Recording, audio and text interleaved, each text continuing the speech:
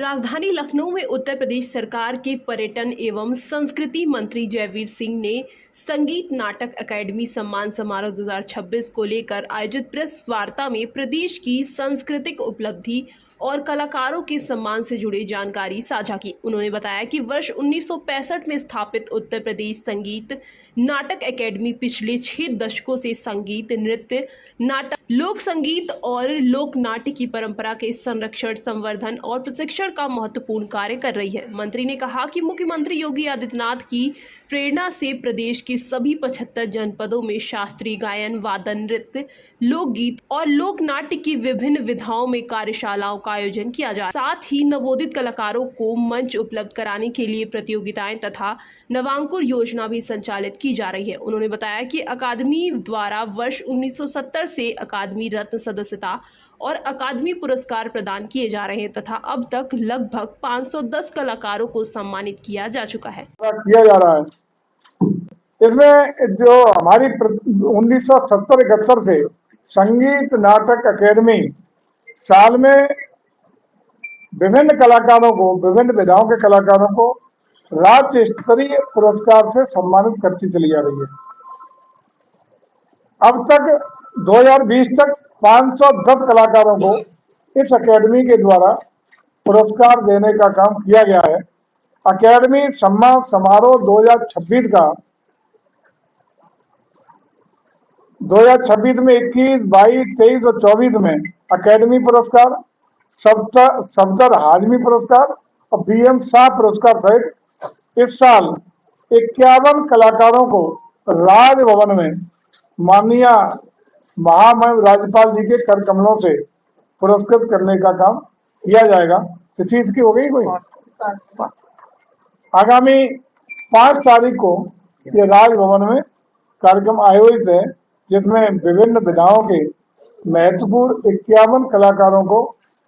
पुरस्कार करने का निर्णय लिया गया है। ये उत्तर प्रदेश की प्रतिष्ठा का प्रमाण है कि उत्तर प्रदेश संगीत नाटक अकादमी पुरस्कार से सम्मानित कई कलाकारों को आगे चलकर भारत सरकार के पद्मश्री, पद्म विभूषण और पद्म भूषण पुरस्कारों से, राष्ट्रीय सम्मानों से विभूषित करने का भी काम विगत समय में होता रहा है। इसलिए इस पुरस्कार की, इस सम्मान की और भी गरिमा बढ़ाने का काम होगा। ये अकादमी के जो पुरस्कार दिए जाए, पुरस्कृत होंगे लोग, उनमें सभी विधाओं के कलाकार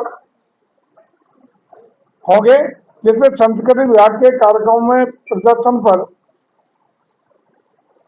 जो हम लोग कार्यक्रम उन्हें देंगे तो मानदेय जो देते हैं, तो ये पुरस्कृत जो हमारे कलाकार होंगे उनके मानदेय में भी वृद्धि स्वतः ही हो जाएगी। हमारे जो सभी इस समय जो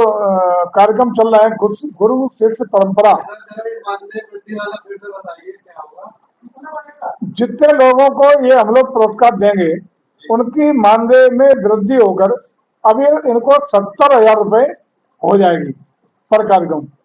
तो एकदम इनकी वृद्धि होगी, सम्मान भी होगा, पुरस्कार भी होगा और इनकी संभावना अभी उनकी जो भी कैटेगरी होगी, मैंने कहा ना ए बी सी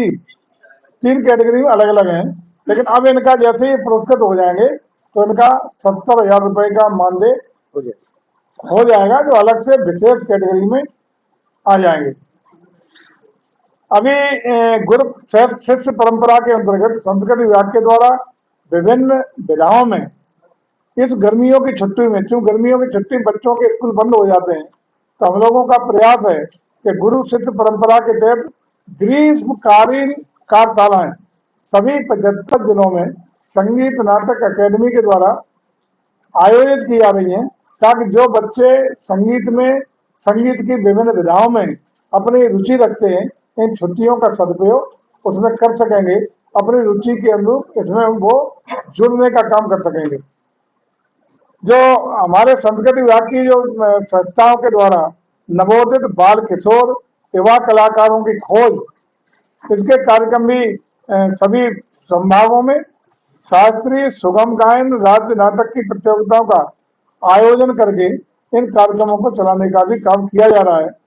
नवोदित जो कलाकार हैं, मैंने कहा कि जो हम लोग